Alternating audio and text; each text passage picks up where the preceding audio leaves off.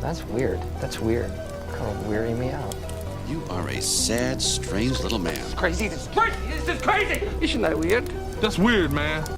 It's strange. What's up, campers? Welcome back to episode 56 of Camp Strange. I am your camp counselor, Alex Tobin. And I'm your other camp counselor, David Stokes. And we're back to bring the spooky, weird, wacky, strange, and fun. Really fun. Just downright fun. It's just fun. And before we start, I'd like to ask you guys if you could maybe help us out a little bit by subscribing, rating, and reviewing us, because we usually put that at the end of the podcast, but then I was told not everybody gets to the end of the podcast, so let's put it at the front of the podcast. So if you guys could do that, that'd be great.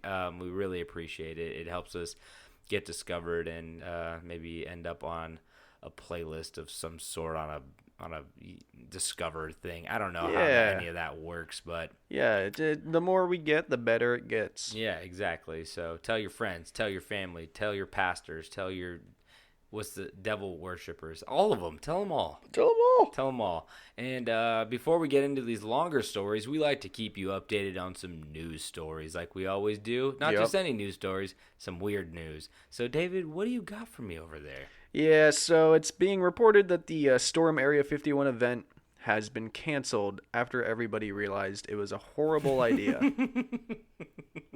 But this is also from airforcetimes.com, so... They're fucking lying. They might be lying, just trying to deter the people who... That's fake news. That might be fake news. No, but I mean, I'm not surprised when there's imminent death as a result of this. I heard that they were trying to turn it into some sort of concert, right? Well, yeah, did you hear the name of this so-called concert? I did not. Alien Stock. I kind of like that. It's great. It's great. It's like Woodstock, but alien stock. They are thinking about possibly expecting 10,000 plus for alien stock. Oh, but it's like because Woodstock. I mean, I think they meant to sell tickets for Woodstock, but it ended up being so many people that they just let everybody in for free. Yeah. So I think a lot of people think that Woodstock was free, but does that mean alien stock is free? Yeah, no. I just want to read a quick sentence out of this article. It starts with, "But now, after the ill-conceived Leroy Jenkins-style run morphed into an electronic dance, music, art, and camping event called Alien Stock.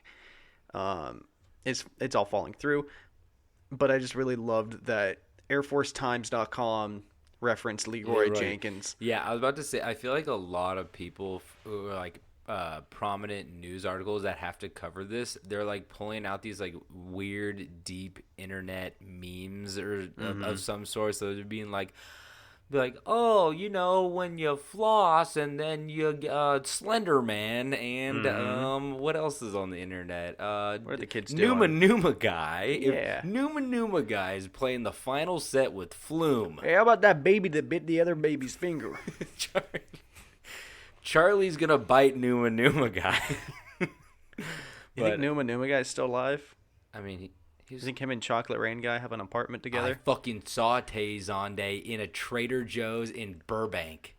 I made eye contact with him. Such a good name. Yeah, Tay Zonday. That's Chocolate Rain Guy. Yeah. For those who don't know, Chocolate Rain leans away to breathe away from the mic. Well, I don't know what that thing says, but anyway. But I saw him in a Trader Joe's. Yeah. And he made eye contact with me, and I made eye contact with him, and he was like... You found love? No, it was kind of like the "you know who I am" kind of thing. Yeah. But it looked like he wanted me to say something. He probably did. But then, like, my reputation was on the line, and I can't be the guy that's really excited to talk to Chocolate Rain Guy. You don't recover from that. No. Yeah, you can't, like... There's no recovery. Like, why is that guy freaking out? Oh, that's Chocolate Rain Guy. Like, that guy got that excited for Chocolate Rain Guy? Yeah. So, but he seemed nice. I think he was buying some sushi. You know, the prepackaged one. I could see it. It's better than the one at 7-Eleven. I love gas station sushi. I get this 7-Eleven sickness. So yeah, shout out Tay Zonday. Hope you're listening. I'll say hey to you next time. Sorry, bud. So, but yeah, we got off track. But yeah, that's kind of sad though. I kind of want them to have alien stock because that sounds like a festival that I'm actually into. You can get behind. But I'm a little afraid when I show up there that the clientele might be people I'm not into. You know, I'm into the idea of it. I mean, as long as that means Blink-182 is headlining. Oh my God, Totally. totally. Think about that, did you? Yeah, they would told at least Angels and Airwaves, right? Because he was the lead singer of that band. Oh, I thought the other guy went off with that one. No, yeah, Tom. I thought the Tom one. DeLonge. I thought the one that didn't do all the weird alien shit did. Oh, am I wrong? I thought Tom DeLonge did. I don't know. I'm gonna say I'm wrong because I don't know anything about Angels and Airways. Let's just go back to some news. Let's go back to what we know. All right, yeah, let's hear yours. Because Florida burglar breaks into a home to make breakfast, tells resident, go back to sleep. It's a good move. So It's worth a try. So this man broke into a Florida home at 4 a.m. on a Tuesday. Cooking breakfast on a Tuesday. And this man walked out to discover another man cooking and eating at 4 a.m. in his kitchen. And he called 911, and he was a 19-year-old Marine named Gavin Krim. It's such a Gavin move. And I guess he just walked in. Fucking Gavin. I guess he just walked in through the back door because it was unlocked, which is a great, It's a good tactic. You gotta lock your doors, or you're gonna have Marines cooking breakfast in your kitchen. Well, don't say that because you're gonna have a lot of people leaving their doors unlocked. If you know what I mean. Be like, I love Marines. I love breakfast. I love going back to sleep. I love being told to go back to sleep. I'll take a waffle. Hoorah! Is there anything better than when like you're sleep you? I don't know. You wake up to the smell of bacon? No. Like me and my girlfriend will be sleeping in the bed, and We get it. You have a girlfriend. Shut the fuck up. And she'll have to wake up before me, and I'll be like, oh my God, this is so nice. Like, I don't even care that she's waking me up with the noises from, like, the bathroom or something. I'm just like, oh! I'm just Whoa!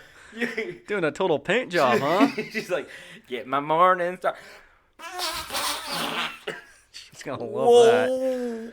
Anyway, but no, there's nothing better than laying in bed while somebody else is like getting ready for the morning. You can kind of hear them. You're like, I'm not even mad that I'm like slightly awake right now. You pretend like you're asleep. Yeah, exactly. You get a good stretch in there, and then you We've go all back been to there. sleep.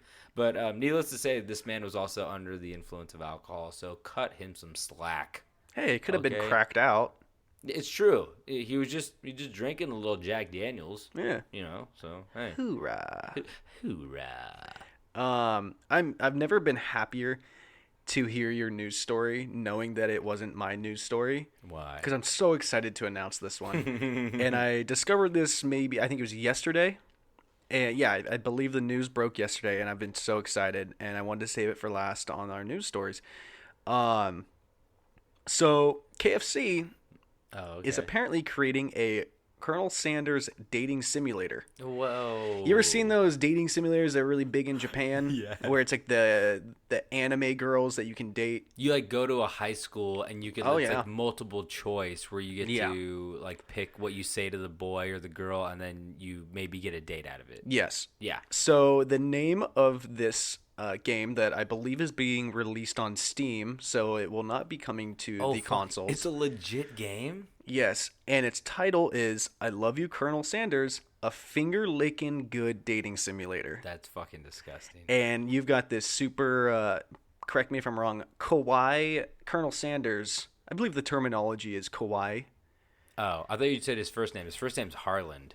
No. I'm saying, because obviously there's the Kawhi Leonard. But besides that, I've never heard that as a first name, and it's spelt differently, I think. It's a Japanese term. It's a Japanese term for like cute, I think. Like saying like, oh, she's super kawaii is like she's super cute and like. Oh, so we got kawaii Colonel Sanders. You've got the sexiest Colonel Sanders you've ever seen. I'm talking like perfect bod, 20-year-old Colonel Sanders, still with the white hair, of course. Also, best defense in the league. I'm sorry? Because Kawhi Leonard. Oh. I know basketball. Yeah. He's yeah. You went to my school. I know. Hold on, him. I'm gonna do the old take the picture and then show it to you over the show table. Me the Colonel. You gotta see this Colonel. I mean, why can't they just make a better fucking chicken sandwich? Oh my god. Finger licking good. He is Kawhi. Yeah. He's like, he's super young. He's like 27, 26. I only say super young because I'm 27 and I said 27, but he looks like a young guy. And he's got like a nice, he's got the white hair and he's got the white little goatee, but it's not a full goatee. It's like the soul patch. But oh yeah, it's very. He makes kawaii. it look good. Yeah, he looks great. Got the apron on, but like, you know why they're doing this, right? They're trying to pull attention away from that fucking Popeyes chicken sandwich, which a coworker just told me that they have a coworker that got into a car accident over the chicken sandwich at Popeyes. I mean, I don't get when people lose their fucking minds over food. I mean, it's food. Well, I love I've never food. tried it yet. It might be that good. Nothing is that good. Kauai. A chicken sandwich that takes 10 years off your life, maybe. But there's just, I don't get waiting in line for hours to get your favorite brunch spot. Yeah, there's no way I get like Popeyes, like a drive-through waiting in line for like a drive-through. There's people who got in fights over that shit. Yeah. Yeah. Have you ever seen a Chick-fil-A? That bitch is always lined out. It is crazy. It fucks with street traffic. It's ridiculous. It's a goddamn chicken sandwich. It is good, but it's a chicken sandwich. I'd rather go to Taco Bell and get some diarrhea. Yeah. Wake somebody up in the morning, Just you know? slam it on my table, that big old trough. Let me just bury my face in it. I don't eat any fast food unless it's shaped like a Frisbee. I love that Crunch Wrap, baby. I want to maybe throw one of those. I want you to throw it, and I want to catch it in a park in my mouth. Well, now we're going to have to do this and upload it to the Instagram. We're going to go and buy 5 Crunch Wraps, and I'm going to throw... I'm one take, baby. I ain't going to miss that shit. Well, then we can enjoy 2 Crunch Wraps in the park at sunset. Like, are those guys eating Crunch Wraps? They don't even have a Baja Blast. What's wrong with them? You better make sure they press it down super hard in that grill thing they have, that little panini press they have in the back, or it's just going to fall apart. You got to get a hard press. We could maybe request half of the serving on everything and press it hard so it's real tight. Hey, can I get a Crunch Wrap? Press it hard. Double time on the press, please. Next time you go to Taco Bell, ask for a Crunch Wrap. Press it hard. Just really break it down to the poor lady who's just trying to pay rent behind the table. Listen, I'm trying to throw this into my friend's mouth. Can we make this like sturdy? Can we engineer this to fly? I need to play fucking Frisbee golf with this shit. We'll practice a few rounds of me throwing a Frisbee golf I need a disc into driver. your mouth. Anyway, I think we're caught up on news. The birds are going to love us that day. So, yeah, I guess, let's get into this ad, and then let's get into the story. Have you been feeling sleepy, David? Always. Well, that's where you're... I'm sick. I'm always down for a nap. Well, if you're sleepy, or you're sick, or you just don't feel good, I have a remedy for you. Bullshit, I've tried it all. It's not medicine. It's coffee. Yeah, Spring Heel Jack coffee. I honestly forgot that we were going straight into that for a second, and I thought this was the start of your story. I was like, what the fuck? My ads are compelling. Yeah. So if you guys really like coffee, if you're tired of being sick and tired, if you're sick and tired of being sick and tired, drink some Spring Heel Jack coffee. It's great. They got some good beans up in that bag. You put it in a grinder, or they grind it for you, and then you just make some magical bean water, make you zippity zappity zoppity, and all of a sudden you got a promotion at your job, and you're dating your boss's wife now, and she left him, and he's bald now. Well, the rule is when you start dating your boss's wife, that means you are the boss. Yeah, doesn't matter if he's That's in the Bible. You got the promotion, so you just started dating because she dates guys who are the boss of that company apparently. Yeah. Yeah, and now he's bald. His hair fell out. Haha. All because you drank Spring Heel Jack coffee. Yeah. Ruin a man's life. Drink Spring Hill coffee. That's not a good slogan. You really want to stick it to your boss and stick it to his wife? Drink some Spring Heel Jack coffee. I hope you guys like this ad at Spring Heel Jack because I think they'll love it. because we're sorry if you don't, but they're going to remember this one. So it's springhilljack.coffee. Go check them out. They're great. They're really nice people, and they send notes in their coffee. I mean, what else can you ask for? It's like your mom packing you a lunch. It's amazing. It's great. It's so good. I love our shirt we got. Yeah, it's great. We got some Spring Heel Jack shirts, and I'm repping that every day. We did a little tradesy. Yeah. Sent them a shirt. They sent us some shirts. Anyway. Okay. Well, drink some coffee. Go to Spring Heel Jack. Boom. Start your story. Okay, here we go. Now, I think it's fair to say that no matter how old you get, David, you never grow out of a good old-fashioned argument with your mom or pop about any number of things. Sometimes finances. Why'd you invest all your savings in pork pie hats? Sometimes it's career. I can't believe you quit your job to be a pork pie hat salesman. Sometimes it's your love life. Why the fuck did you name your baby Pork Pie Hat? Whatever the case may be, it usually ends with a slamming of a door or phone. But for what? Are you okay? I just need a pork pie hat. Is everything going okay over there on your end? I need a pork pie.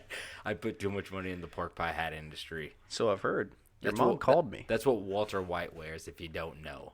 Oh, the whole time I just thought it was like a hat that had like a hole in the top that had pork pies in it. I didn't realize it was a real thing. I thought you just made it up, like an edible hat. No, it's a real hat. So it's like a flat fedora almost. Yeah, it's Walter White's hat. Okay. So Yeah, I had no idea that was a real thing. So let me get that makes back. more sense. Let me get back to this. I'm glad I asked though, because I'm sure there's plenty of people listening that thought the same thing I thought. All of our listeners know what pork pie hats are. Every Oh. single one, a goddamn one. of them. Look me. So whatever the case may be, it usually ends with the slamming of a door or phone. But for one woman in particular, the feud ended in a much more sinister manner, as the object that came crashing down was neither a door or a phone or a pork pie hat, but a hatchet that took the lives of both parents. This is the notorious tale of Lizzie Borden. Have I mentioned her before? I have mentioned her before, and you said I've heard that name, and I don't know what the story is. no. You know about Lizzie Borden? No, it was a part of one of my stories Oh. where I don't know anything really about it, but one of my stories took place in the same place. Oh yeah, it's It was it the Lizard Man or no? It wasn't Lizard Man. It it was, was Massive Two Shits. Was it Massive Two Shits? Yeah, Fall River. Okay. So, but remember, yeah, you brought it up, and I tried to sing the song, and I didn't know the fucking song. So You know the song now, right? It goes, Lizzie Borden took an axe. Sing it. This is how you sing it. Wait, you want me to sing like a fucking leprechaun? Like, Yeah. Lizzie Borden took an axe. I'll do it if you want. I want it. Okay. Lizzie Borden took an axe and gave her mother 40 whacks. When she saw what she had done, she gave her father 41. See, aren't you glad you did that? A little bit. Because it sounded great. It's good. And I'm now realizing how we could really record some music now. We're going to do a Dropkick Murphys cover band. I hope so. What's it going to be called?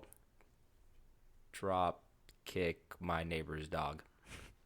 It's close enough. Last time I checked, you guys couldn't have pets. His name's Murphy. Oh, okay. That makes sense.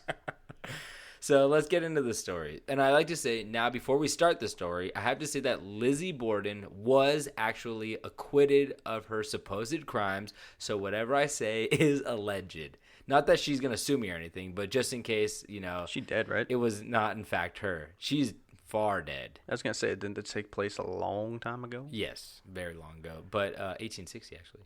But like I said, she's not going to sue me. But just in case, the facts are like she didn't do it. Maybe she didn't do it. Who knows? But I'll let you decide once I tell you the story. Okay. So Lizzie Andrew Borden, first off, man, middle name. Her mom's got the same problem. Well, maybe it's one of those situations where Andrew was a lady's name back in the day. Because there are names that have changed. Really? Like Shannon. Oh. Shannon used to be a boy's name, and now it's a lady's name. Yeah, there's some guys with that name. I don't know them, so they don't exist. Any Shannons out there? You throw up a whoop whoop. I can't hear A lot him. of crickets. I can't hear them. So, Lizzie Andrew Borden was born July 19th, 1860 in Fall River, Massachusetts. Sarah, or Massachusetts, if you guys don't know. If you can read. Lizzie was born to parents Sarah Anthony Morse and Andrew Jackson Borden. While as a young man, her father Andrew struggled financially even though coming from an affluent family. He eventually made his money in the manufacturing and sales of furniture and caskets. Apparently that was in the same realm. Yeah, I mean, it would work. I guess you're right. Jesus was a carpenter. You think Jesus ever made a casket? And he laid it. No, he was just thrown into a tomb, right? He was. Pushed a big rock in front of it, then he moved it, and he got out.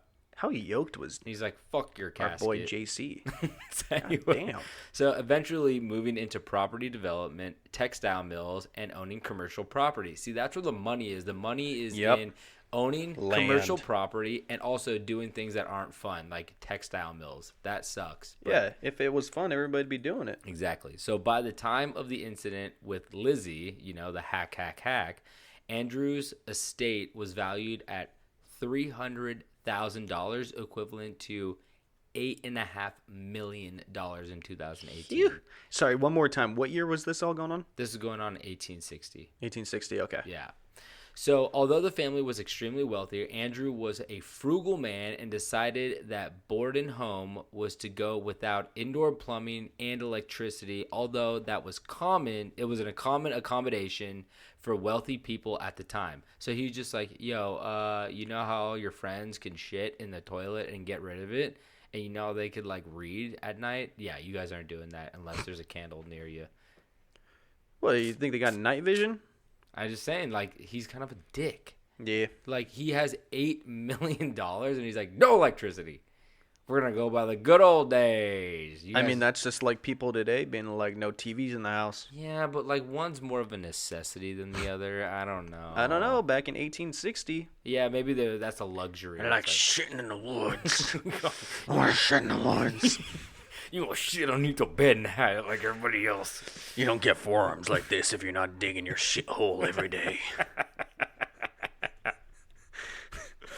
Oh, Dad, I dig up your shithole by accident. You want to see my forearms dance?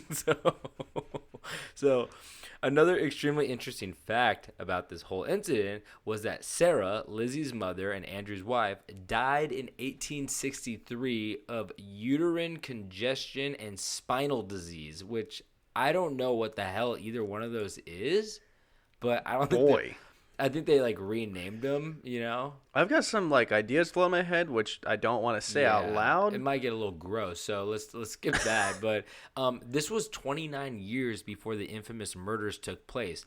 I say this with surprise because I was always under the assumption that Lizzie murdered her biological parents, but that was not in fact the case, since Andrew remarried 3 years after Sarah had passed. To a woman named Abby Durfree Gray, who Lizzie believed was only interested in her father for his money. Yeah, so never heard of that. So basically, I read the nursery rhyme. I read that little limerick at the beginning, and it always makes it seem like father, mother. You never think stepmom, but it was always a stepmom, and I was like, whoa, that's actually a big thing at play. Like, I feel like that changes the story a little bit more, you know? So the reason I tell you these details about Andrew is because I believe it helps paint a possible motive for the murders if it was indeed Lizzie, since not only was he extremely wealthy, but he was cheap, as well as introducing a new beneficiary, which could lead to a perfect storm of entitlement followed by animosity. I don't get why she's so mad. She doesn't. It's like when he passes, she's gonna get all that money. No, that's the thing. When you bring the new wife in, she goes, "Oh, ha ha." Well, then kill her when you need to. Why kill them both at the same time? I mean, see, you're kind of smart. You get it. But, like, I know when to murder. Let's not get that confused. I know how deep to dig this shithole to fit a body in it. Yeah, for sure. But, I'm not going to go do it. Well, I mean, everybody knows once you find that perfect spot for a shithole, you bury it real deep so then you can just gradually keep digging down the same spot. No one questions it. Well, yeah. And Eleanor digging in the shithole again. Must have ate that Taco Bell. Well, when Pappy finds a shitty shovel, he gets real mad. I'm sick of Pappy and Graham Pepper. I fucking hate them. You don't like Graham Pepper? Fuck your Graham Pepper. I think people like Graham Pepper. So now, as for Lizzie, she and her sister Emma Lenora Bowden were relatively religious and attended church events and mass regularly. But when they weren't there, they were at home, trying to avoid their father and stepmother.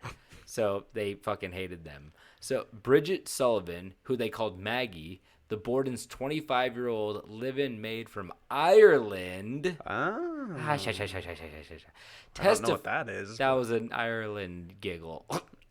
If you say so. Are you Irish? I'm half. Okay. Yeah. I just want to make sure before you make fun of Irish people. My birthday's on St. Patrick's Day, boy. I'm aware of that. Yeah. Where's my presents? I gave you a shirt today. You did give me a shirt. It has Sasquatch on it. Yeah, it does. So, Like I said, this 25-year-old live-in maid from Ireland named Maggie testified that Lizzie and Emma rarely ate meals with their parents and even recanted a very foreshadowing incident between Andrew and Lizzie when Andrew decided to go into their barn and take a hatchet to a group of pigeons that Lizzie Rats with wings. that Lizzie had built a roost for. The tensions were growing and were only going to get worse. So this guy is like, you see what the parallels of that isn't, don't you? what? Her going and butchering all those pigeons is the same thing as breaking your sister's cell phone. No, the dad, the dad went in with the hatchet. Well, okay, killed that's even her better. pigeons. How many times you seen those videos of the dads taking an axe to someone's cell phone? It's basically he just hit her Xbox with wings. Well, no, I mean the messenger pigeons. That's how she texts. She's sexting with those pigeons. She's like, she had the farmhand come in and draw her breasts. She just whispers into the pigeon's ear what to say to the guy, and the pigeon just flies directly into a fan because it just can't handle that sexiness. Kill me.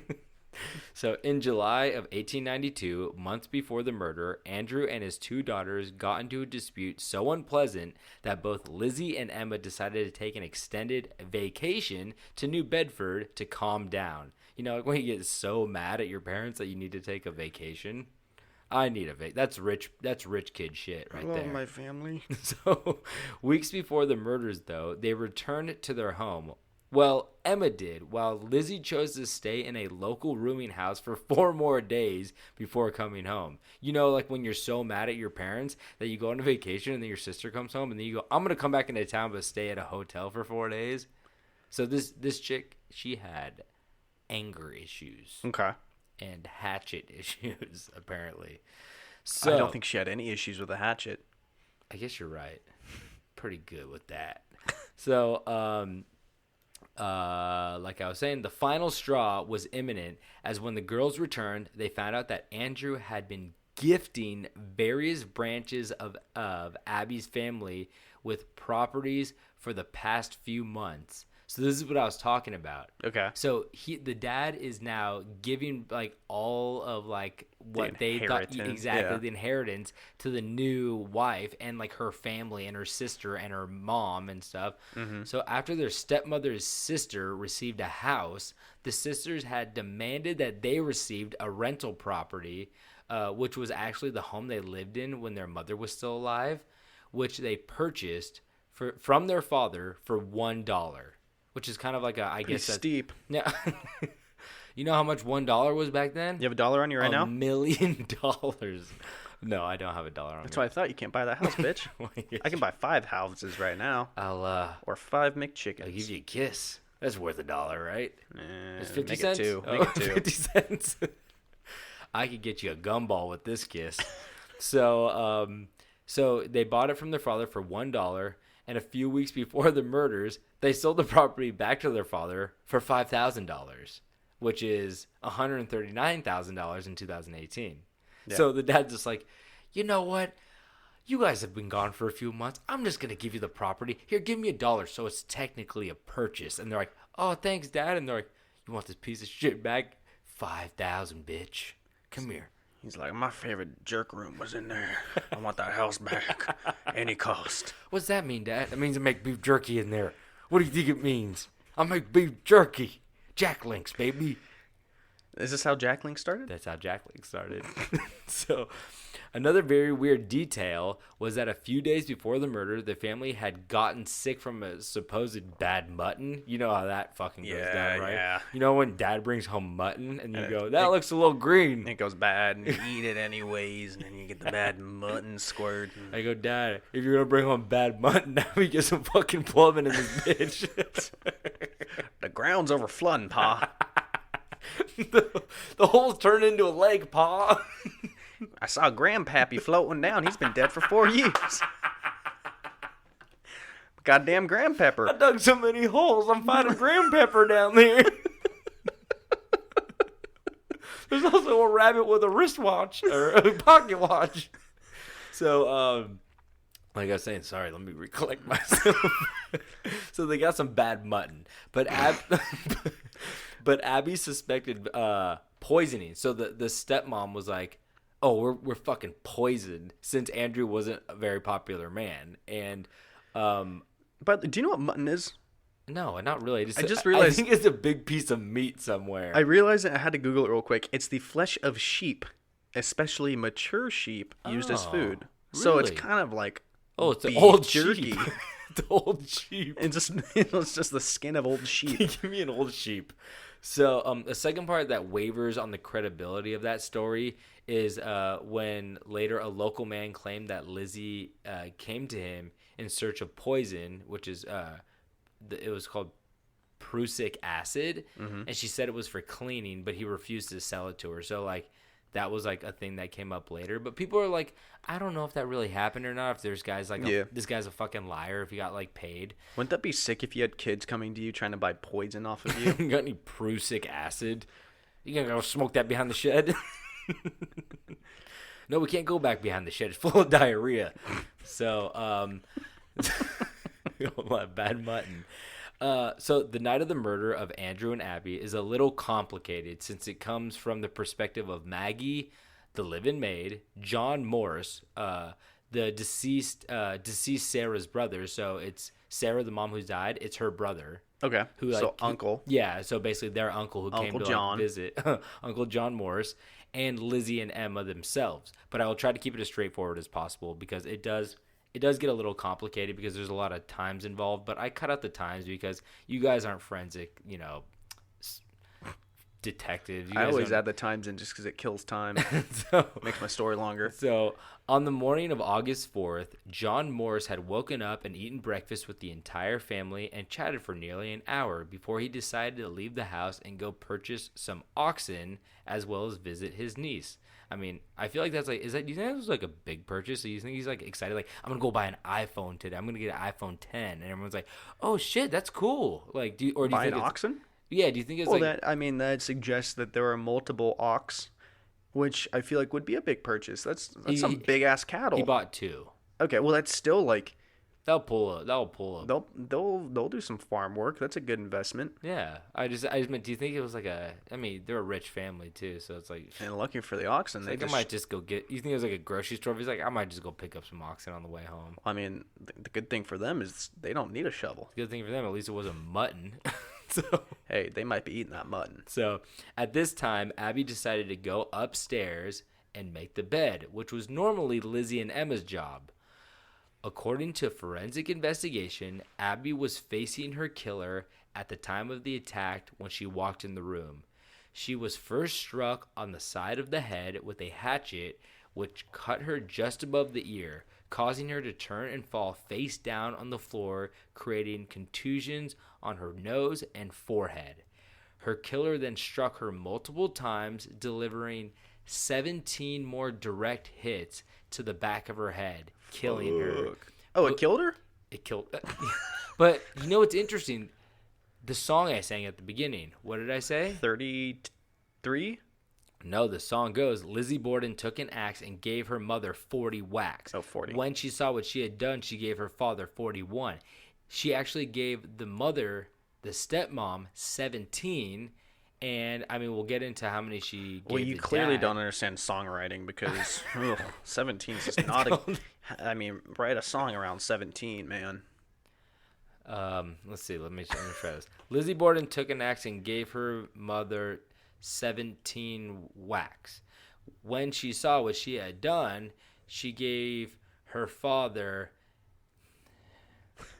heaven scream. She made heaven scream. Yeah. 17. Heaven scream. 17 again, starring Zac Efron. That's not that movie. I don't know no more. Fuck. Is that not Gardner or whatever her name is? Jennifer, that's 13 going on 30. Yeah, sure. And what's 13 again? And what's up? Let's stop. Let's talk more this about chick movies got- we don't know. This chick got hit in the head in the back of an axe 17 times, and I'm like, is Zac Efron in that movie? So let's move on. So when Andrew returned, his key failed to open the door. It was Zac Efron. Oh, okay. That's good. And Leslie Mann. Oh, she's good. Yeah, she is. So when Andrew, the dad, returned to his house, his key failed to open the door, so he knocked for attention. But when Maggie, the maid, went to unlock the door, she found it jammed, and she uttered a swear, which is, this is an expletive. So she was just like A big bad swear. She did a swear. oh, diarrhea hole. Daddy, she did a swear. So she would later testify that this is really creepy, actually. She would later testify she heard Lizzie laughing immediately after this. She did not see Lizzie, but stated that the laughter was coming from the top of the stairs. This was considered significant as Abby was already dead by this time, and her body would have been visible to anyone on the home's second floor. Lizzie later denied being upstairs at all and testified that her father had asked her where Abby was, and she had replied that a messenger had delivered Abby a summons to visit a sick friend.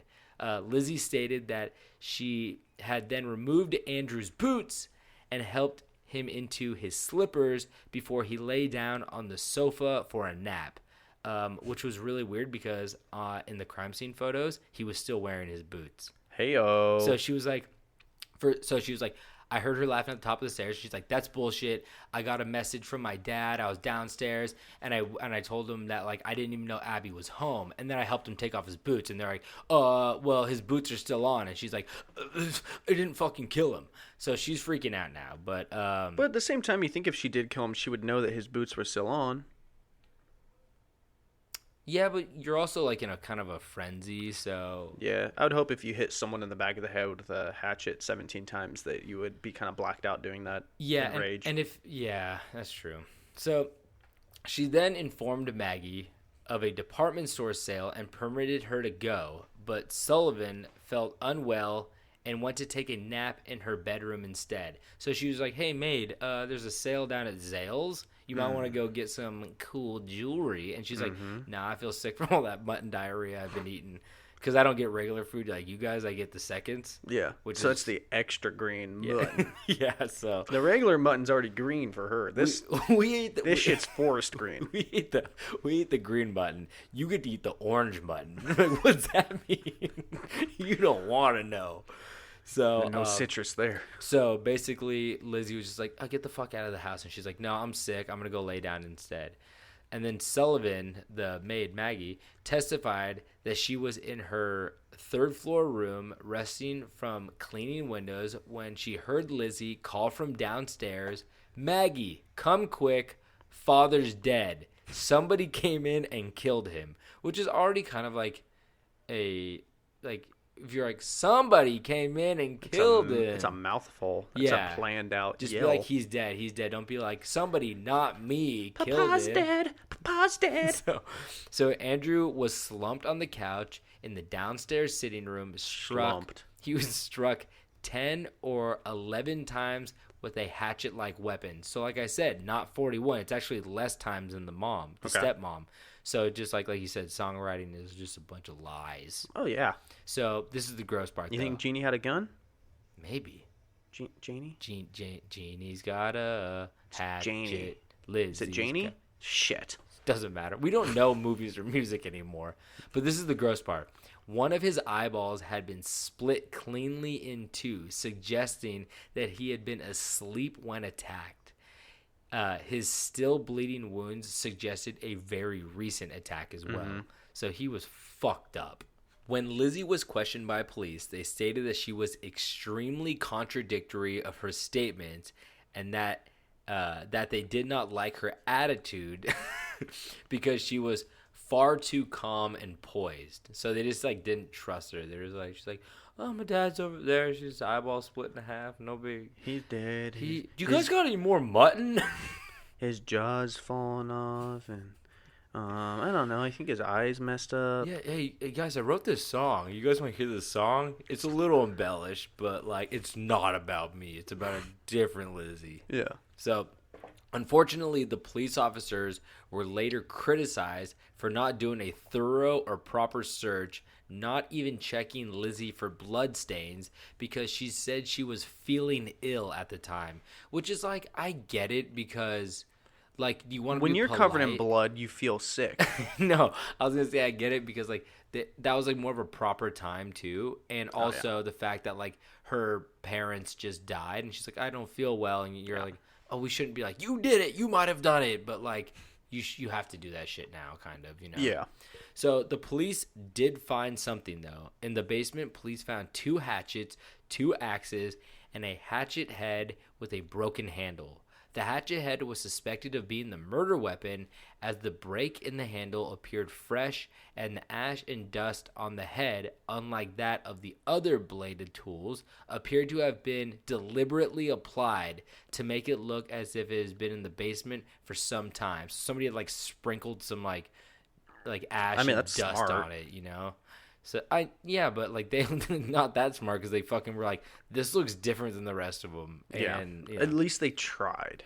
Yeah, the intent was there. Yeah. So during the autopsy, they also tested the stomach contents of Andrew and Abby to see if they were actually poisoned prior, but they found nothing.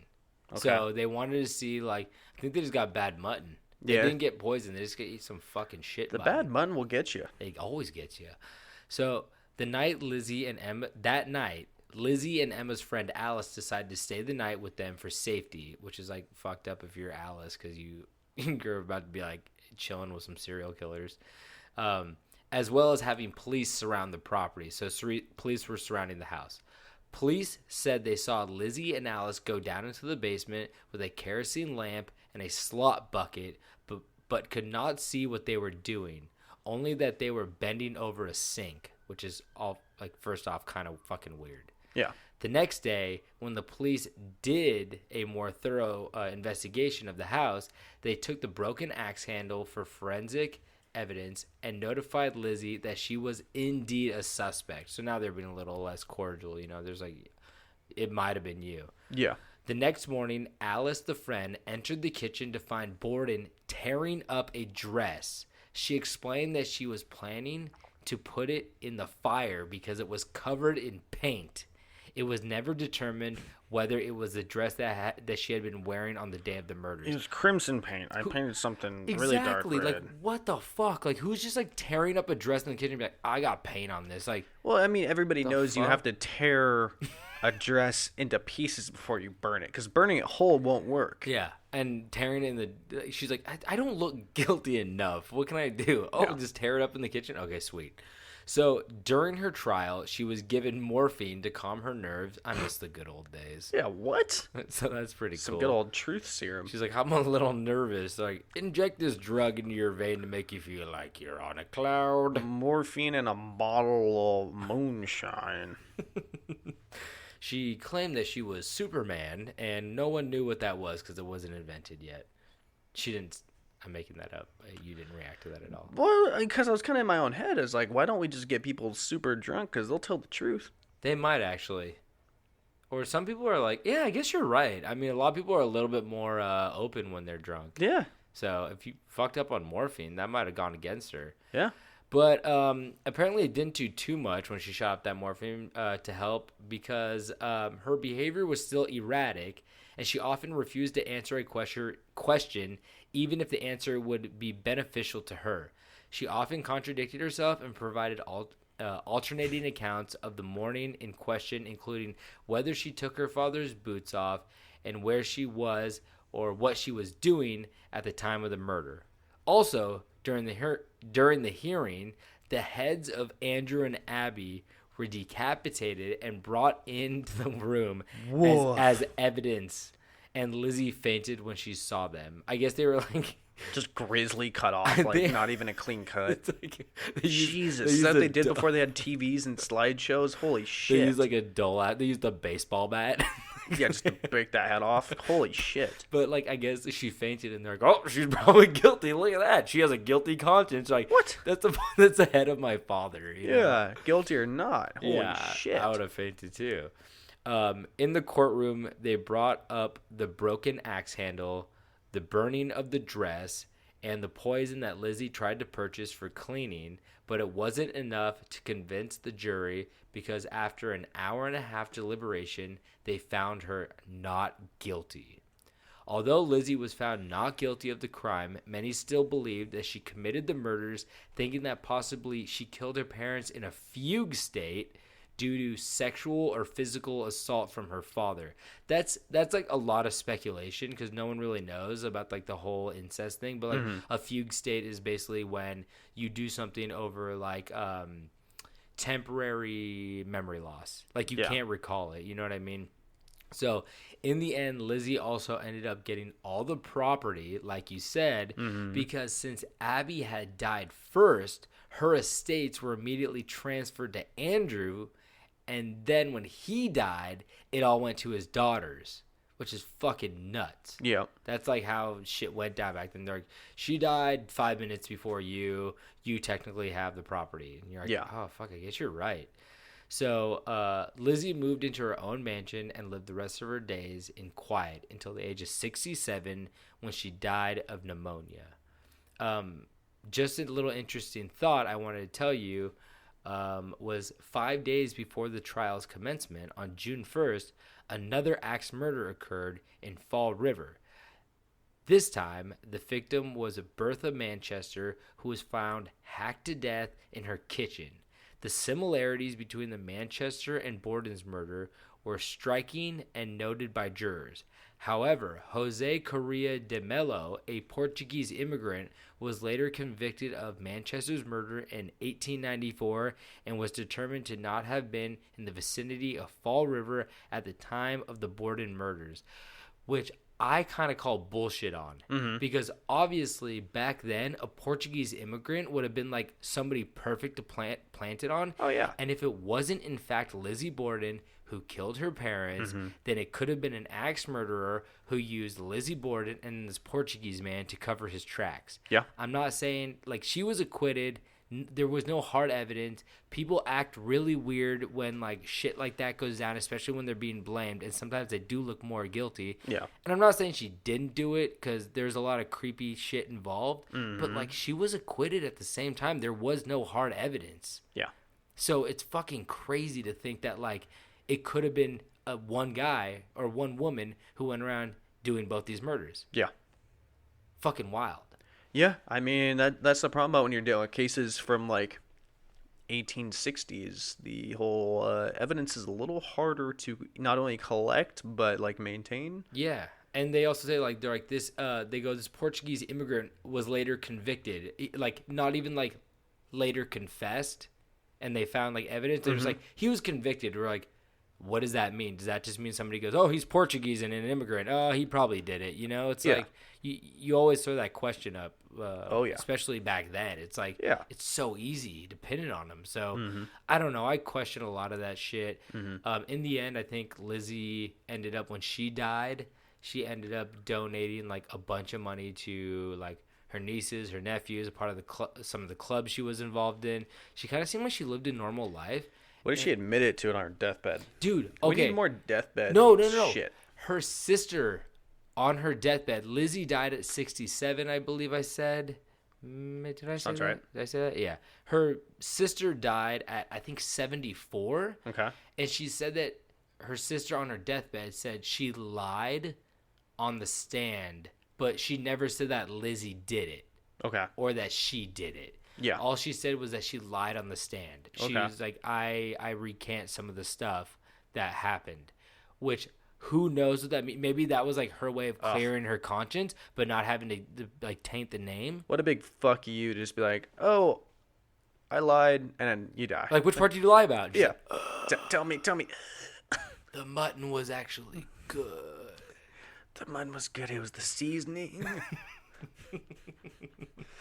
Jesus Christ. So yeah, that's the story of Lizzie Borden. I mean, there's a lot more detail about her. If I didn't cover it, I apologize, because she has such a... It's one of those ones you can do a full episode on, but we like to split our shit into two. Yeah, she has a lot. There's a lot of theories. There's a lot of motives. There's a lot of forensic things about like timing, about like how somebody could get from this point of the house to this point of the house. And honestly, I was kind of surprised that this time had that much of forensic detective work. They did a pretty good job for the time being. They knew like how she fell. I thought it would just be like pile of blood. She got hit in the head, and you're like, okay. So that's the story of Lizzie Borden. Alrighty, so let's talk about aliens. Huh? Aliens. Before we get started, Alex, I want to tell me, do you believe in aliens and why? I do believe in aliens. I just don't think we've bumped into them yet. That's your why? Why do I believe? Because I believe that the universe is too big to not have another species as lucky as us to form life. I mean, you say it's too big. How big is it? It's ever expanding. All right. I mean, that's a better answer I thought you were going to give me. Well, we've spoken a few times about alien stories, but today I want to focus on 7 ancient sites that are believed to be built by aliens. Ooh. Yeah. I'm excited. So, first up, I'm going to say it wrong Is probably. it the Chili's in Fairfax County, Virginia? The Chili's. They built that, I swear to God. I don't know what that is. I just made that up. You like the restaurant Chili's? Yeah. You should have gone with something like the Applebee's. I would have gotten that. You know Applebee's but not Chili's? I know what Chili's is, but Chili's could be more than one thing. There's only one Applebee's. Oh, you're right. Yeah, you're right. Mm-hmm. So first up is the Sacsayhuaman. Oh, of course. So outside of the ancient Inca capital of Cusco, there's a fortress of sorts that people call the Sacsayhuaman. I really hope I'm saying that right. And this fortress sits on it sits in the Peruvian Andes. Okay. Oh, high up there, huh? Yeah. I mean, yeah, the Incas are, they're Old school. they're elevated Yeah. on another level. Yeah. So what about this fortress leads people to believe it was built by aliens, you may ask? Well, the fortress is built in a unique fashion. All the stones say aliens was here. Yeah. Oh, yes. I knew that Well, yeah. with a Z. But why do we think that? Well, so the fortress is built with enormous stones that have been chiseled and stacked together like your grandmother's holiday jigsaw puzzle. You know the one. It's a cat in a hat. I was gonna say a cat, multiple kittens in a basket. Yeah, With but lavender? But they have Santa hats on. Yeah, They got to be festive, unless it's one she's been working on for a while. Oh, it just happened to go into Christmas. She lost all the pieces. No one has the heart to tell her. Yeah. 3 pieces gone. So the 1,000-year-old puzzle piece fortress is made of rocks that weighs much of not 1, not 2, but 360 tons Whoa. of slabs. Well, that's the thing. Each slab. Everybody knew that Incas used to be way stronger. Humans used to be stronger. Big old butter balls. But then we invented masturbation and we all got so weak. All that testosterone flying out of our bodies when we can just begin real You big. gotta keep it in your balls. Look at Tim Tebow. That boy's big because he's got them balls filled. Full balls, full muscles. Okay. So yeah, it doesn't stop there. Just the fact that the slabs are big as fuck. Sure, it's impressive that this beautiful monument is made of these huge rocks. But what's weird about it, you may ask, is that it's believed that the rocks were moved more than 20 miles before being holstered up and fit into place. What people call a laser-like precision cut Oh. to fit into each other. So that's where the confusion comes in. So they probably found they probably have let's just say limestone as part of that structure, and they found a limestone quarry. You said 20 miles away? Yeah. Dude, that's fucking wild. It's deep. But I do believe that maybe aliens had a part of it, but also nobody had anything to do back then besides make that thing. Yeah. I mean, So, they had the farm. That's why everybody was so smart. The guy's like, I'm a professor, and I'm an inventor, and I'm a doctor. And you're like, because you don't have Fortnite, bitch. Yeah, you don't get to floss on your enemies. No scope, 360. So no man could possibly do that. Just like how no boy should have to cook his own dog. Don't say that. Um, Oh, not my dog. but why would people point to aliens and not giants or sneaky stone golems? Well, it's because we have proof that the Incas were one of the past civilizations who were very keen on stars and astronomy. They kept calendars tracking the stars and stuff like that, which is pretty wild because they didn't have no telescopes. It's like I said, nobody had anything to do, but like it's still really like I look up at the stars and I'm just like, that's pretty cool. Like I have information and there's still no way I could figure it out. You know what I mean? It's like I'd be like, that's a thing. Yeah. So they have found a way to reach our friends in the sky for help? We may never know about that one. So next up is the Nazca lines, and boy, are these wild. It's pronounced NASA. No, it isn't. Do you know about the Nazca lines? No. Oh, is These this are the one that fucking looked dope. like a snake? Like, oh no, you go. I don't Okay. know what the fuck I'm talking about. So, on a tall, dry plateau stands a tiny 4-inch man, horny as hell. Oh god, it's Chi-Chi. Sorry, I had to find a way to include that little bastard into the story. Oh, he's so horny on top of that mesa. It's all that view. That view gets him wild. He hasn't jerked off. He climbed the top of that mesa because he's so strong. 4 inches tall, you know, like he's strong for 4 inches. That takes a year in his time. Yeah. So, like I was saying, on top of a giant plateau, about 200 miles from Lima, Peru. Oh, they're gonna say civilization. I was like, that's probably where Chi-Chi should be. 200 miles from anybody. Well, I mean, it might be. That might be 200 miles from civilization. True. I'm not too familiar with Peru. With Lima. I do love their food. I love their beans. Lima beans? I'm done. Lima keep beans? going, keep going. So, more than 800 humongous straight white lines are etched into the ground of the plateau in the desert. How many lines? 400? More than 800. Whoa. Humongous lines, by the way. They're not just like, Not Chi-Chi they're size. big as fuck. Yeah. And, boo. And so if you're staying near these lines, you probably wouldn't really understand what you're seeing. You'd be a little confused. You'd have no idea what you're looking at. Mm-hmm. But it wasn't until we took to the skies, flying over this wonder, you can make out the lines, which consist of 300 geometric shapes and 70 figures of animals like spiders, monkeys, and hummingbirds and snakes. That's fucking crazy. They are like massive. But like, it's also kind of insulting if like some guys like, I did all that and my legacy will be remembered forever. And they're like, aliens did it. You should have signed it, bitch. No, I am Kevin. I did it. You're like, oh, Kevin, sorry. You're not an Kevin. alien. You didn't do shit. There's a guy waiting at the gates of heaven just being like, did you see those? That was me. I'm Kevin. I did those. Does everybody love me? It's me, Big Kev. So the longest line of the drawings run a perfectly straight line for miles, which is insane. Damn. No, I can't even draw like a straight line on a piece of paper. For that long. People don't really, because you think like, oh, it's a big thing. Like, that's not hard to do a straight line. Yeah, it is. Yeah, if you try to walk in a straight line, you just end up going like you curve a little bit because one of your legs is longer than the other. Go to the beach, get a big old stick, try to draw a line in sand without, going forward, not looking back, and then look back and see how straight that shit is. And then get in a plane and fly over the beach and go, I can't even see that fucking line. I use the stick. oh, fuck, the water came in. Oh, there's a little kid digging a hole over my line. What the fuck?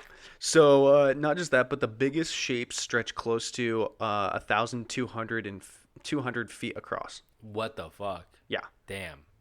So, it is believed that these drawings are as old as 2 millennia. What was around then? I don't even know that number. Yeah. I don't What's know. a millennia? 1,000? Am I dumb? What's a millennia? David, help me. It's 1,000, I think, because the new millennia was 2,000. Yeah, Millennium Falcon. Ooh. As my dad likes to call it, the Maltese Falcon. A period of 1,000 years. Yeah. Okay. I was right, but I just wanted to make sure. So, yeah, it's believed they're about 2 millennia old. And because of the precision, age, size, and total visibility after 2 millennia, it is obvious why many people believe that this is the handiwork of aliens who had visited our tiny little insignificant planet. Do you ever think it's like maybe a guy in his Ford pickup who just fucking went out there and hit a donut or two? He was in his Ford F-150 and he went through a black hole and went back 2 millennia and he dropped his lift gate. He dropped his truck nuts on the ground and let them bitches drag and go, Susan's gonna love this snake in 2 millennia. This Hemi can get you through a fucking black hole. My wife's got a hummingbird tattoo on her pelvis. I'm gonna drive this thing and draw that same tattoo. Yeah.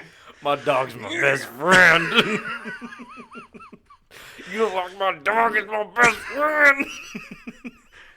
Like, the spider looks amazing. It's my dog. My dog is my best friend. So our next is a doozy. I'm not sure if you guys have ever heard of them. I'm not even sure if Tobin's heard of these because they're like real low key. And these are called the Egyptian pyramids. Yeah, I knew you were gonna say that shit. These are obviously like one of the big dogs when it comes to people believing in aliens visiting our world. Someone's like, slaves couldn't do that. They're only tortured and whipped every day. Like, They're barely fed. But it's important. I think it's really important for like things like this for you just to like actually like sit down, clear your mind, and actually think about it. yeah. Like, all things aside, like, think about how insane the pyramids are. I mean, if you want to think about how insane they are, like in size, but also how insane they are in like humans building. I think it's people built that shit so long ago. Like, that's insane. It's so unfathomable to us that we're just like, aliens had to have helped. And like, I don't know. I'm not saying they have or they haven't, but I'm just saying the fact that we just have to introduce a higher technology or species to be like this to justify it. Yeah, to justify it is like a feat in itself if it happens to be humans, which them shit's wild. I do, because I believe that's kind of fucked up because like they use slaves to build that shit too, so it's like it's kind of taken away from them. So it's like I'll give. I mean, if they did it, props. Yeah, fuck yeah, that's cool. I mean, I feel bad for him though. That sucks. So inside of Egypt, you'll see these pyramids, which were built more than 4,500 years ago. And the pyramids are monumental tombs that were built for ancient queens and pharaohs to be buried in. Yeah, but remember I told you about King Tut's tomb, and they buried a lot of them in the side of the mountain. Yeah, well, I think only a couple are buried in there, and yeah, they're not even like the big names. I don't think it's many. I think they just got like right place, right time. Well, you would think the big names are the ones making the orders to build the fucking thing. Yeah, true. Yeah. And then they fucking die before it's finished, and they're just Yeah. like, well, we can't just have this rotting dude right here. Like, My grandpepper. just put Kevin in the hole. Put him in the diarrhea hole with the mutton. We'll get him later. So we all know what these look like, so I don't need to spend too much time describing them. Pyramid is literally. Were they named pyramids before the shape pyramid was? That's a good question. Yeah. Never thought about that. Like, does some Probably not. Does some shapeologist be like, "This is a pyramid," and they're like, "Oh, that looks like that." And he's like, "Ha, yes." They probably invented the word pyramid after them, but I don't. That's a really good question. I don't know. So if you know that answer, send us a little message. Huh? Or don't. No, don't. Fuck you guys. So it's not so much about like what they are, because we all know what they are. The question is, how did the Egyptian slaves manage to move the massive pieces of stone, since the Great Pyramid is made of millions of precisely cut stones that weigh at least 2 tons each? David, we just went over this. I know. They don't bust nuts. They don't bust them. That's how they fucking... They built that in a day. You guys don't even know that. This isn't Rome. That was one guy. The guy's like, I've never came in my life. 14 slabs on each shoulder. Let me walk it up here. Give me that fucking rock. I'm full of the power of my children, my unborn children. I have the power of me and 40 million children. So obviously when we're dealing with aliens, it's not just the whole fact of the difficulty of building, but it's more of not how they did it, but where the pyramids were built. Oh, okay. Yeah, Do you know about this? Oh, yeah. Aren't they like, they correspond with like another point on the map or something like that? So I feel like they might have mentioned the Mummy movies or something, but like it wasn't something that I had like ready to like spit knowledge about. Like when I read it, I was kind of like, oh, yeah, that kind of sounds familiar, but like I didn't like automatically know it. But so the 3 pyramids actually align with Orion's belt. Oh, really? Yeah. Interesting. So I mean, like that right there, it's like parallels with space and shit like that. Those so look yeah, a little alien-ish. So next one up got another deep cut for you. I'm not sure if you've heard this one, Tobin, or anybody listening, and it's called Stonehenge. Do you say Stonehenge? Stonehenge? I always thought there was a D in there. It's Stonehenge. Yeah, I always thought it was Stonehenge. Kind of makes sense. I mean, a hedge is a thing. A henge isn't a thing. As far as I'm aware Makes of. sense, right? So another pretty monumental part of our world that I'd assume everybody listening is aware of, especially if you've seen Spinal Tap. Yeah. Because they've got that little miniature version of it when they wanted it to be like their whole set. Crank it to 11, baby. Yeah. A little fun fact, there is a miniature display of Stonehenge in like... It's driving me crazy. Are you saying Stonehenge? Stonehenge. It's Stonehenge. Yeah, Stonehenge. God damn it. You don't pronounce that H hard enough. But there's a miniature version of it, like, on the river that, like, separates Oregon and Washington, I think. Somebody built a tiny little miniature version. Yeah, and I've been to it a few times because when I would drive from my hometown, Eugene, Oregon, to my college town, Moscow, Idaho, it was, like, kind of in the middle, so I'd always stop, you know, a little bit of a detour, but, like, once I found out that, I was kind of just like, that's a good little stop. Mm-hmm. But, yeah, there's a miniature one there, which is, like, funny as hell. Do you think mini aliens went there? Yeah. Like they're like the tiny gray, like the big gray's got the real Stonehenge, and then like the Chi-Chi's got that one. the Chi-Chi's are like, this is big for us. And the whole everyone's fleet like, lands there. and then somebody just kicks it over, and they're like, that's years of work. I didn't jack off for years. So, you know, and most people know what it is, but I'll do a quick little easy description. And it's just a huge circle of tall, thin stones, some weighing up to 50 tons, and some longer slabs of stone laying on top of the others. So it's not like a full circle. It might have been at one point. It's not now. If you don't know what Stonehenge looks like, you shouldn't be listening to this podcast. Let's be honest. Yeah. Here. We only like Stonehenge heads. Stonehenge edge. Hedge. So Stonehenge sits on... it sits in the English countryside, which was new to... I thought it was in Ireland. I mean, they're close. Yeah, but yeah. Yeah. So it's outside of Salisbury. Oh, I love their steak. Don't you? And their mutton. And their mutt. And it was believed to be a model of the solar system and also functioned as a alien landing pad, which I had never heard before.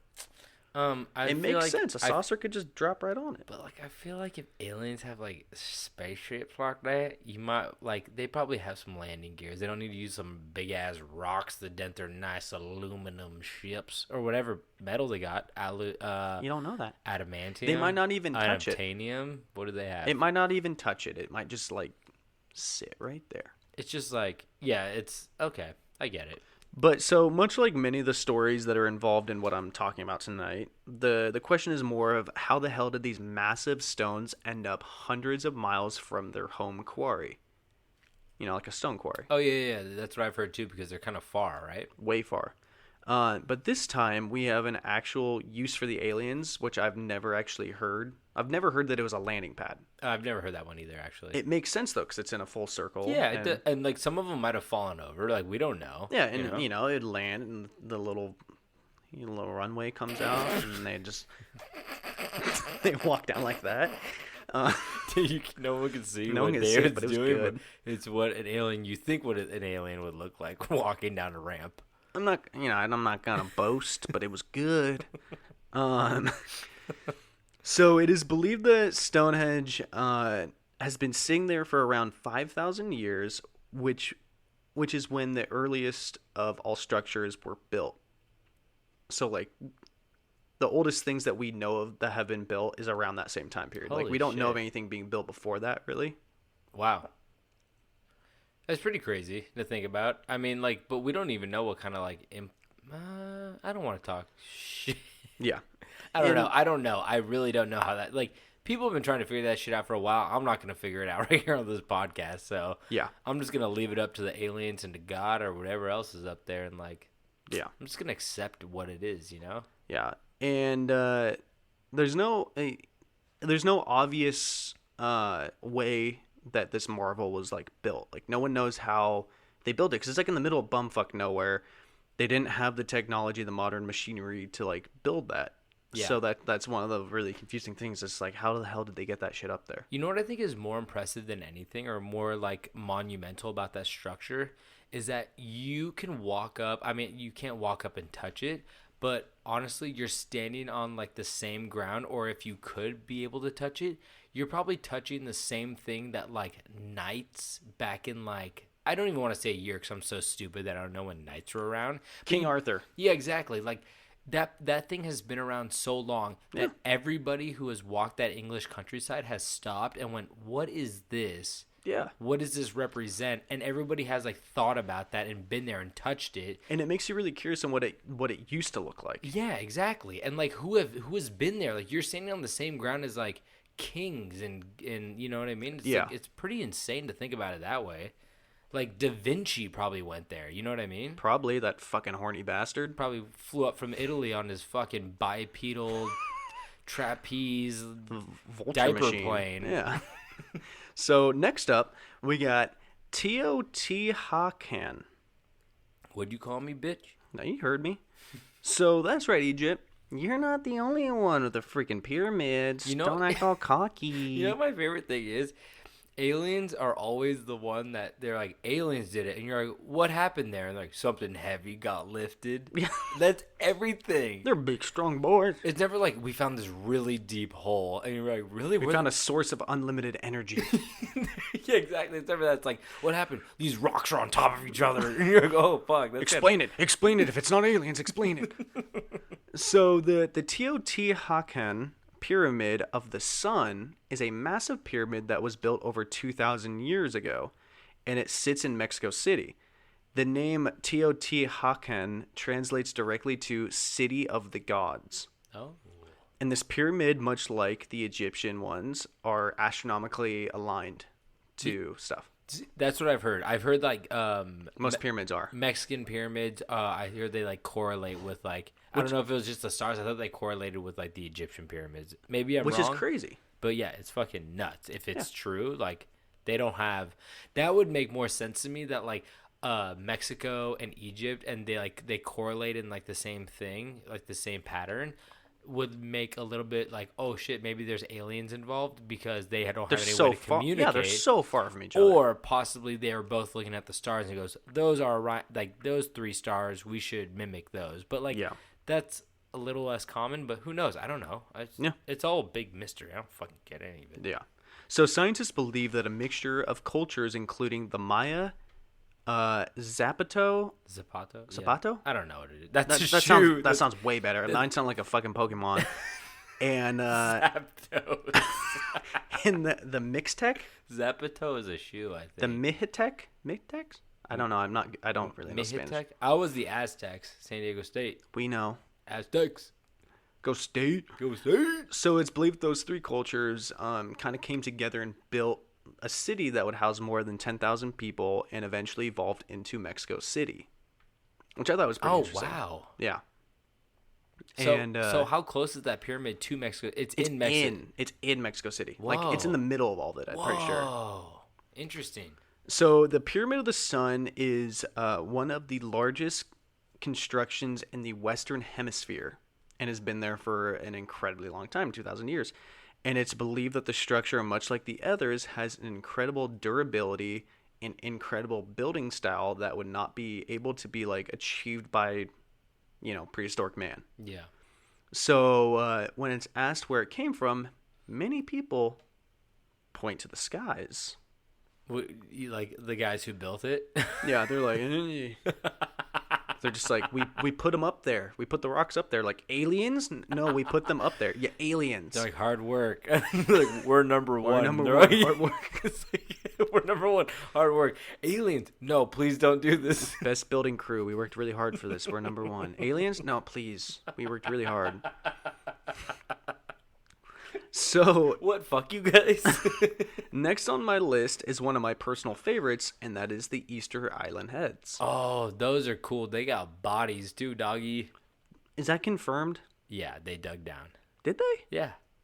They got big ass bodies. I took an art anthropology class or like an art history class, and art anthropology. What the fuck am I talking about? Art history class, and they talked about Easter Island and how they dug down and found like some they thought they were like, 12 feet tall. I don't know how tall they are, but I'll give you the number. They dug down and they're like, oh shit, they're like 20 feet longer. Well, I guess my story changes a little bit, and I will change that.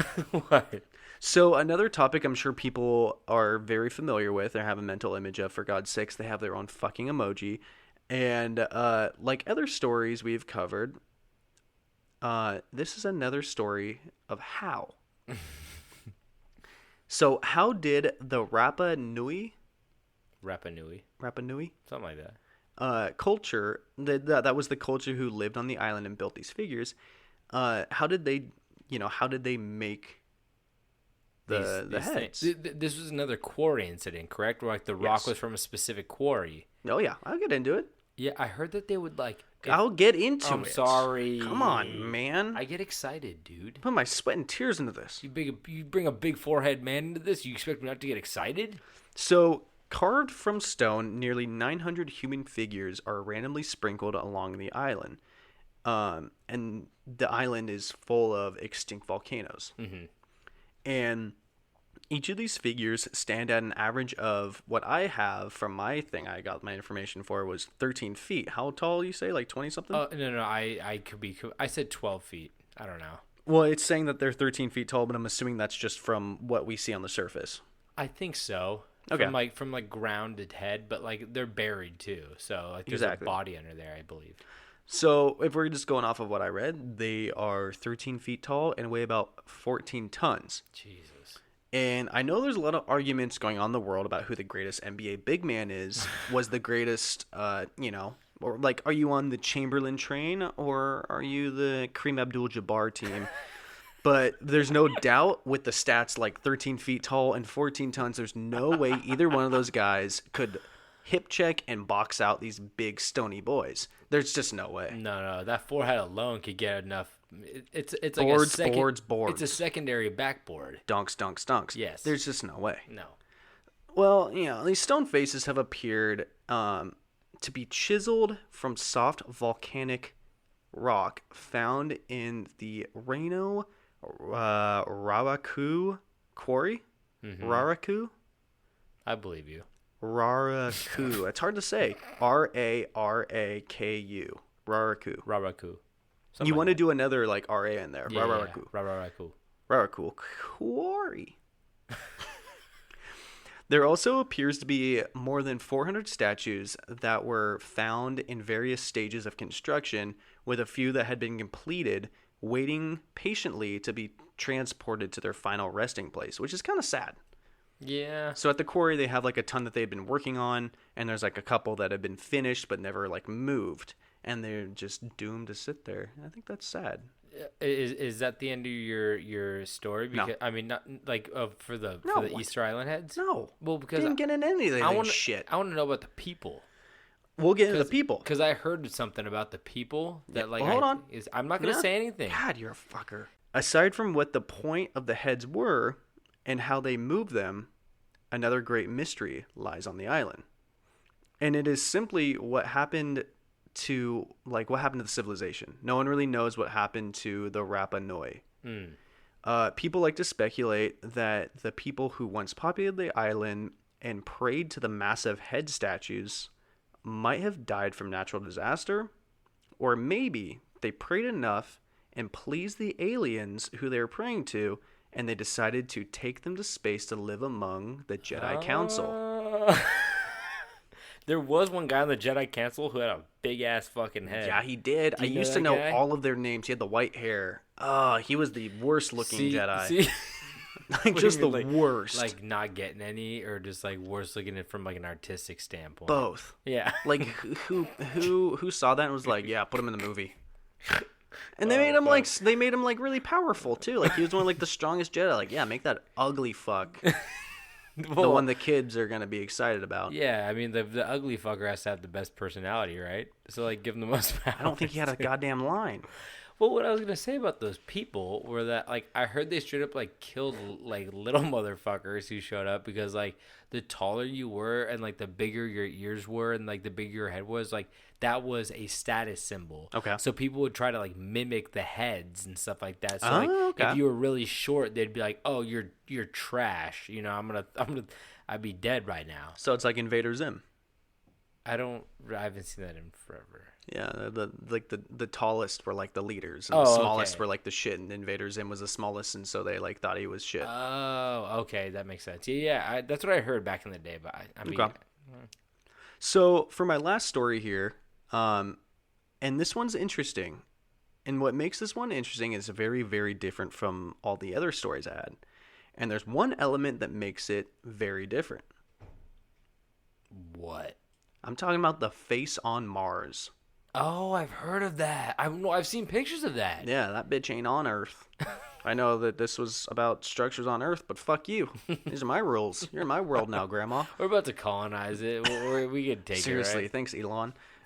So in 1976, the Viking 1 orbiter spotted this face while on his trip to Mars. The face is creepy as shit and believed to be 2 miles long. And it is in the Mars region called Syndoia. Cyndia, Syndoia? Zendaya. Fuck. So, in 2001, NASA's Mars Global Surveyor took a closer look at the face using an updated camera, obviously because it's 2001, not 1976, and discovered that it's just not there anymore. Which, yeah, scientists jump and scream that, it's just shadows, ignoring the fact that if an alien can make the goddamn face, they sure as shit can destroy the fucking face.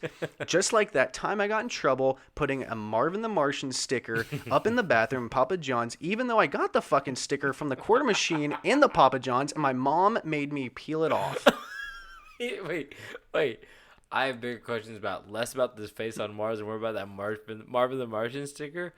Who told she can't go into the men's restroom? So who told? Yeah, the little dish boy saw me slap it on the wall. Little bitch. I'm gonna find you. So take that, nerds. The alien mom made her son. nerds. Yeah, the alien mom just made her son destroy the face that he made on Mars because we almost found out about them. It's just facts. It just is. That's just. I believe you. Yeah. The face was there. It's not there anymore. That means, like, yeah, if you can make it, you can destroy it. They got tornadoes on Mars. They got tornadoes. They got tsunamis. That's a question. I'm not making a statement. Do they got tornadoes? Does Mars have tornadoes? It's $2 extra. Yeah, the first thing that came up says tornadoes and twisters and tornadoes on Mars. Okay, so maybe that fucked up the face. Who's to say? But like that's the thing. You got to come in full alien. I got to come in full non-alien, and then we got to like measure it out. But you know what? I lean more towards alien with that face, cause that face fucking me up. That face watching me in my nightmares, like this man. That face watching you from Mars. Yeah, my dude. he watching all of us from up here. Now I just went ahead and Googled the face on Mars, and someone has photoshopped a full body onto the. That face. It's real good. I'll come check that out later. We don't need to see that now. It's gonna fuck me up for the rest of my night. Yeah. Anyway. Oh, here's one with Putin's face up there. Okay, so is that all your 7? That's all I got. That's the 7. Boy, this is a long episode. Let's wrap it up. Well, thank you guys for tuning in. We really appreciate it when you do. We love telling you these stories. If you guys want to check out more of Camp Strange, go to campstrange.com. We got all of our hyperlinks there for our Instagram, Facebook, Twitter. We're trying to post more on there. We'll get there. We'll get there one day. And if you guys want merch, you go check out our mugs and our shirts that we got in our store, because we definitely got some shirts. And I think you're going to like the way you look. I guarantee it. Tobin's Warehouse. Tobin's Warehouse. And I'm going to like the way you hold a mug, because it's got our faces on it. Especially when it's full of Spring Hill Jack. Yeah. So go check that out. We love what you do, and we love telling you these stories. David, what else do we got up in this bitch? I got a horseshoe can opener. I got a lemon zester. I have got one really tall boy for sale. I have tin can tuna man for rent. I've got the lamb chop hat. Whatever the fuck you're talking about earlier. I have a pork pie hat. I have a mutton pie hat. Mutton pie. I got a mutton pie suit. You're going to smell real good for that interview. You're going to get that job, or you're going to make them sick. I got a bowling ball full of cream. That's not going to be heavy enough to roll down the alley. It's heavy cream. Heavy cream. Oh, shit. All right, let's end it. We're going way too long. That's so good. Okay, thank you guys. We love you guys. David, you got anything to say? Nope. And don't forget to stay strange.